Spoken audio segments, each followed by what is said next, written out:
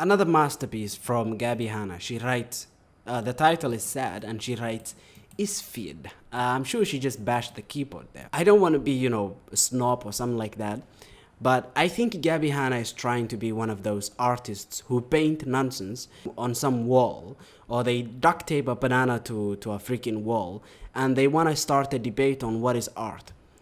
I think she's trying to start a debate on what is poetry. Oh, positive. I donated blood today. Feels good to finally be somebody's type. This is the sort of poetry that you will find in Gabbie Hanna's book, Adult Lessons. And this book is so sad. It is supposed to be a poetry book, but it is one of the worst books I've ever read, and it is one of the worst books by YouTubers that I've ever read. And you know what makes it worse? Gabbie Hanna herself has attacked everyone, and I mean everyone who has literally criticized this book and critiqued her. Poetry, she writes, I want to write you into a poem, but can't find the right synonym. Every time I try, it's just revision after revision. I can't construct a simile without the right comparison, so I'm sure you understand the predicament I'm working in. I wouldn't have an issue if my hunt was for an antonym. Repulsive, boring, lame, stupid, irksome, imperfection, but there is no single word in any language ever written to describe the impossible attributes that you, my dear, were given. No, you just have not bothered to develop the skill. You only published this book because you had a large YouTube audience.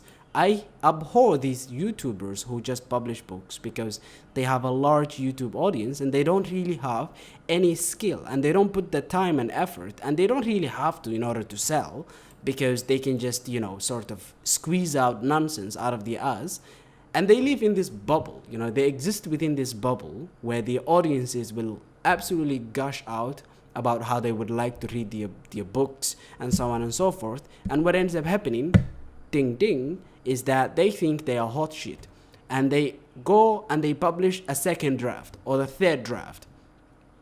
An actual artist must obsess. An actual artist who cares about the art must obsess. They must dedicate their life to that art. Now, I'm not saying you have to starve. I'm saying that you have to dedicate yourself to improving perpetually with your chosen art. If you do paintings, if you do storytelling, if you do, music, if you utilize an instrument like the piano or violin, you must dedicate your life to that thing, and you must seek to perpetually improve, and you must embrace and hug those who critique your work, because they are offering you the chance to see what you could not. And Gabbie is none of those things. Essentially, Gabbie Hanna chooses to go against the traditions of art in general, because one of the sanctities of art is that if you make a book and you release it for the public criticizing that book does not mean they hate you or they are criticizing you. Unless you have been extremely, extremely hateful or awful in the book, essentially you will not be criticized. What will be criticized is the art itself. Now the art is something that has gone away, or at least, something that has split from you, and it has gone out there. And it is something that the people will look at. You can read that critique and you can learn from it, and you can write a better book next time, hopefully. But that's something someone logical would do. Instead, Gabbie Hanna chose to drag everyone who has essentially critiqued her into the mud and attacked every individual. And she made, Instagram posts, Instagram stories, hours and hours of content, and she's still on about it to this very day. Essentially, she is so out of her mind because she has connected herself to the art that she has produced. That is something that no artist should do. Oh, positive. I donated blood today. Feels good to finally be somebody's type. Oh my god. She writes here, relative. Time is relative. Beauty is relative. Family is relatives. I don't know what to make of this. This is so bad. There is no lyrical rhyming because this is just amateur rhymes, okay? This is not what people consider good rhymes. She even sacrificed grammar for a stupid rhyme. You know, family are relatives, but that is still rhymes. Family are relatives, it still rhymes, you know? Because you just need this last part to rhyme. So there you go. You don't need this two here. But essentially, there is no lyrical rhymes that are really good. Number two, there is no clever wordplay. The clever wordplay here is family is relatives. I mean, whatever the heck, okay? There's no profound wisdom. Nothing is profound about it. Poetry is supposed to depict the depths of humanity.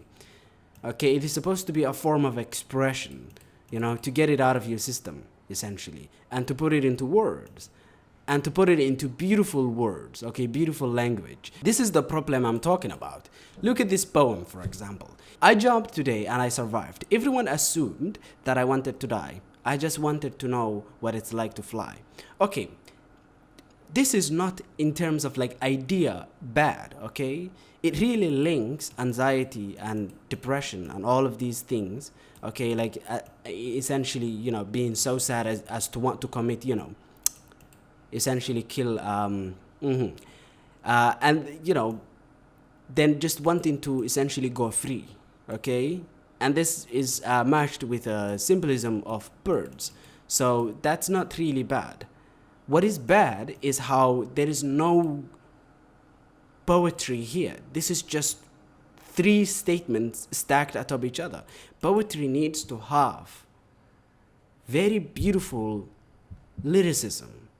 It needs to have clever wordplay. A good poet would have taken this and they would have made it into maybe one page, or maybe, heck, a page and a half, or maybe 2 pages.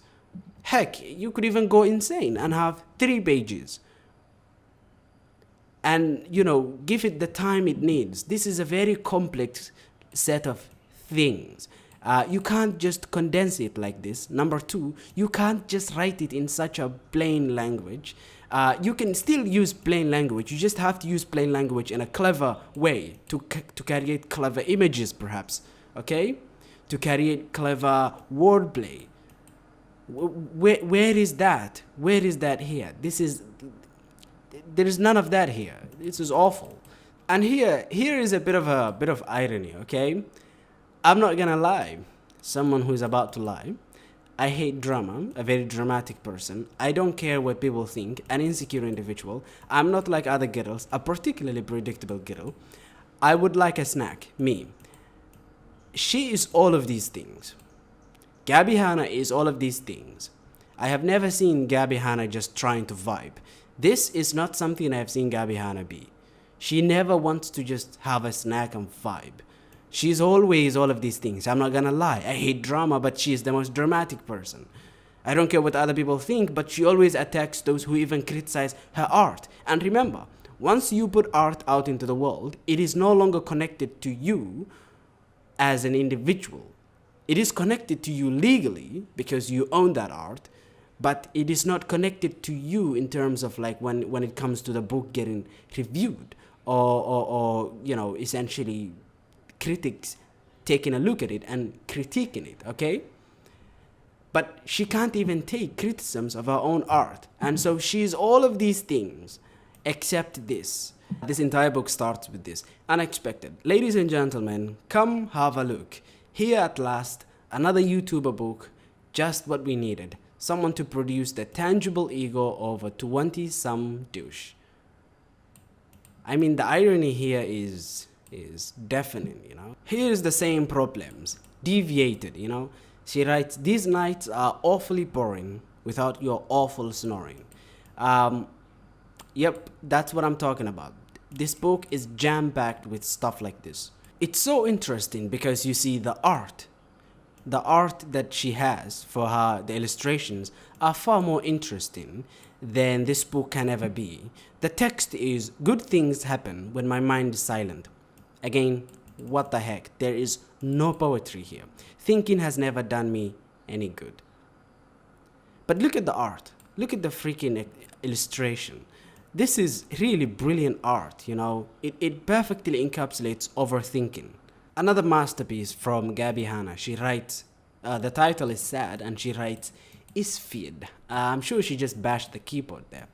This is like, I don't want to be, a snob or something like that, but I think Gabbie Hanna is trying to be one of those artists who paint nonsense and scribble dirt into, into some on some wall, or they duct tape a banana to a freaking wall, and they want to start a debate on what is art. I think she's trying to start a debate on what is poetry. This is awful. This is just bad. I will have to run away now.